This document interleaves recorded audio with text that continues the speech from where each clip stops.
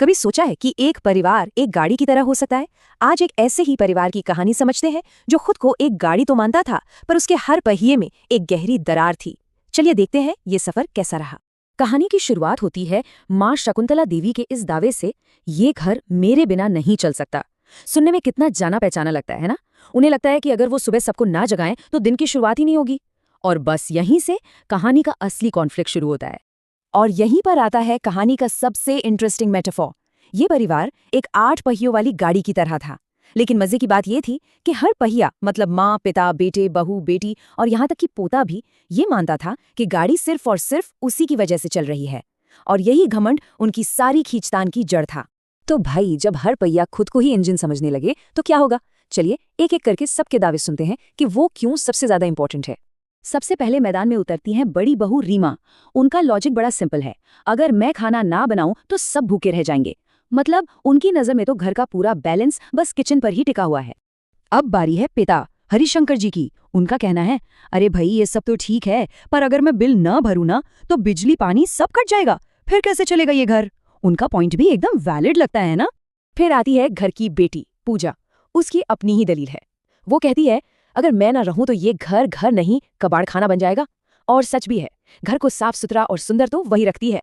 और छोटे बेटे सुमित को सुनिए, वो तो खुद को घर का लॉजिस्टिक्स हेड समझता है। किराने का सामान, सब्जी भाजी सब कुछ वही तो लाता है। उसका मानना है कि अगर वो नहीं तो किचन ही ठप पड़ जाएगा। और इस लिस्ट में सबसे क्यूट दावा तो सुनिए, घर का पोता चिंटू। उसे लगता है कि अगर वो घर में न हो तो सब लोग बोरियत से मर जाएंगे। वही तो घर का चीफ एंटरटेनमेंट ऑफिसर है, सब टेंशन में रहेंगे, सोचिए। तो ये है पूरी पिक्चर। माँ दिन की शुरुआत करती हैं तो पोता मनोरंजन करता है। मतलब सब अपनी अपनी डफली, अपना अपना राग, हर कोई खुद को स्टार मान रहा था। किसी को ये नजर ही नहीं आ रहा था कि दूसरा भी कुछ कर रहा है। लेकिन इस सारे शोर शराबे के बीच एक इंसान था जो एकदम चुप था, बड़ा बेटा अमित।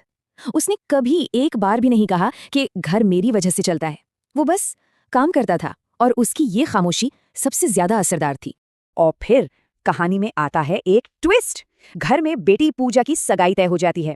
अब आया असली मौका इन सबसे इम्पोर्टेंट पहियों के लिए अपनी काबिलियत दिखाने का।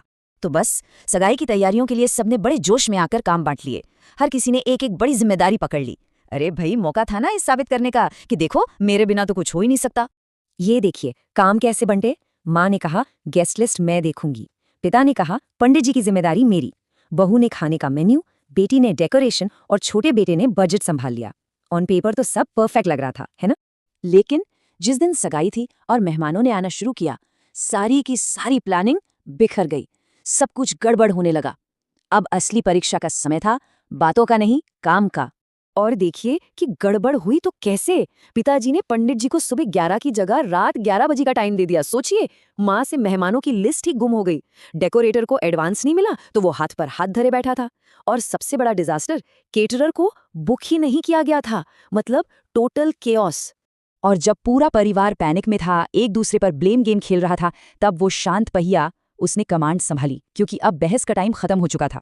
इस पूरे केओस और चिल्लम चल्ली के बीच अमित बस खड़ा मुस्कुरा रहा था। पर ये पैनिक वाली मुस्कान नहीं थी, ये कॉन्फिडेंस वाली थी, क्योंकि उसे पता था कि अब क्या करना है। और फिर उसने एक्शन लेना शुरू किया। पंडित जी के लिए फौरन गाड़ी भेजी गई।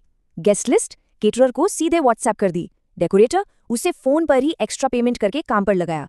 और खाना शहर के बेस्ट होटल से ऑर्डर कर दिया गया। Problem solved.